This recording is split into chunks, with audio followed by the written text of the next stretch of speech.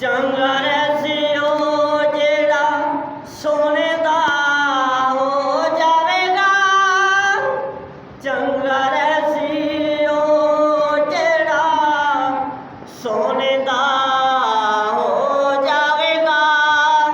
ਉਹ ਪਾਸ ਹੋਸੀ ਜਿਹੜਾ ਉਹਦੇ ਮਨ ਪਾਵੇਗਾ।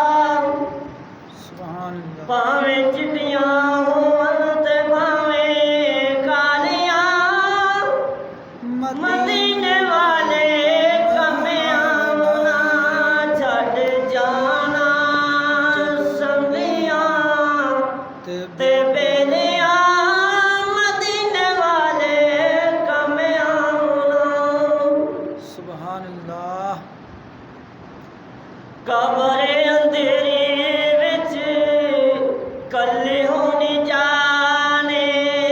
ਕਬਰ ਅੰਧੇਰੀ ਵਿੱਚ ਕੱਲੇ ਹੋਣੀ ਜਾਣੇ। ਉਹਦੇ ਵੱਲੇ ਤੇਰਾ ਮੇਰਾ ਕੋਈ ਨਾ ਧਿਆਨੇ। ਮੁੱਠ ਮੱਟੀ ਪਾ ਕੇ ਛੱਡ ਜਾਣਾ ਬੇਲੀਆਂ ਮਦੀਨੇ ਵਾਲੇ ਕਮਿਆਂ ਨੂੰ ਨਾ। ਮੁੱਠ ਮੱਟੀ ਪਾ ਕੇ ਆਹਾ ਤੇ ਸੁਭਾਨ ਅੱਲਾਹ। ਛੱਡ ਜਾ